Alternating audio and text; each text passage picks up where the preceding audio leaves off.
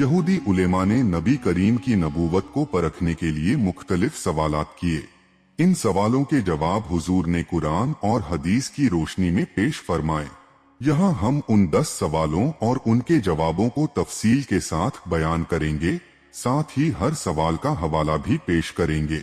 यहूदी विद्वानों ने आपको परीक्षा में डालने के लिए कुछ जटिल सवाल किए थे, जिनमें एक सवाल रूह की हकीकत के बारे में था।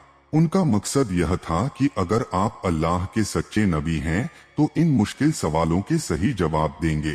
चैनल को सब्सक्राइब करें और बेल आइकन को दबाएं ताकि आप नई वीडियोस से फौरन आगाह हो सकें। अगर आपको वीडियो अच्छी लगी तो कमेंट्स में अपनी राय का इजहार जरूर करें। सवाल यहूदियों ने पूछा कि रूह की हकीकत क्या है। जवाब अल्लाह ताला ने सूरह अल-इसरा आयत 85 में फरमाया, और वे आपसे रूह के बारे में पूछते हैं, कह दीजिए रूह मेरे रब के हुक्म से है और तुम्हें बहुत ही कम इल्म दिया गया है।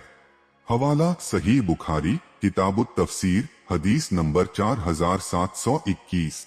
वजाहत इस जवाब में अल्लाह ताला ने इंसानों को ये एहसास दिलाया कि रूह एक गैबी अम्र है जिसकी मुकम्मल हकीकत का इल्म सिर्फ अल्लाह को है। यहूदी उलेमा जानते थे कि पिछली आसमानी किताबों तौरात वगैरह में नबी की अलामात बयान की गई हैं। वह चाहते थे कि अगर हजरत मोहम्मद वाकई नबी हैं तो वह इन मुश्किल सवालात के सही जवाबात देंगे। यहूदी मदीना में इल्मी और मजहबी हैसियत रखते थे। जब इस्लाम फैलने लगा तो उन्हें अपनी हैसियत कमजोर होती नजर आई, इसलिए वह लोगों के दिलों में शक डालने के लिए ऐसे सवाल करते थे।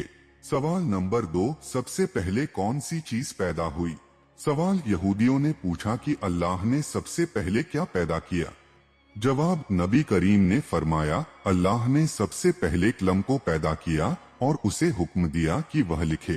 कलम ने पूछा, या रब क्या लिखूं? अल्लाह ने फरमाया, तकदीर लिख।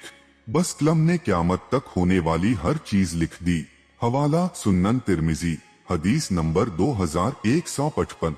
वजाहत इस जवाब से यह बात वाज़े होती है कि कायनात की हर शय अल्लाह की तकदीर के मुताबिक है। बाज यहूदी उलेमा दिल से जानते थे कि आप अल्लाह के सच्चे नबी हैं, लेकिन वह अपनी जिद और हसद की वजह से हक को कबूल नहीं करते थे। आजमाइश वह देखना चाहते थे कि आपका इल्म और हिकमत कैसा है और क्या आप वाकई अल्लाह के रसूल हैं। सवाल नंबर 3, 7 आसमान कब बने। सवाल यहूदियों ने दरियाफ्त किया कि 7 आसमान कब तख्लीक हुए। जवाब अल्लाह ताला ने सूरह फुस्सिलत आयत 11 से 12 में फरमाया, फिर उसने आसमान की तरफ तवज्जो फरमाई जब वह धुआं था और कहा कि आसमान और जमीन दोनों खुशियां जबरदस्ती से आ जाएं। दोनों ने कहा, हम खुशी से हाजिर हैं। अल्लाह ताला ने 7 आसमान 6 दिनों में बनाए। हवाला सहीह मुस्लिम हदीस नंबर 2789।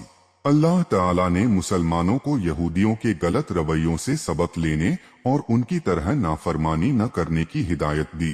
अल-अहज़ाब 69। अल्लाह ने कहा, ए ईमान वालों, उन लोगों की तरह न हो जाओ जिन्होंने मूसा को तकलीफ पहुंचाई। इस कौम पर अल्लाह ने बहुत फजल किया। कुरान मजीद में जिक्र अल्लाह ताला ने फरमाया, और हमने तुम पर बादलों का साया किया और तुम पर मन और सलवा उतारा। खाओ उन पाकीज़ा चीजों में से जो हमने तुम्हें दी हैं, और उन्होंने हम पर जुल्म नहीं किया बल्कि वे अपनी जानों पर ही जुल्म करते थे। सवाल यहूदियों ने जन्नत में खाने पीने के बारे में सवाल किया।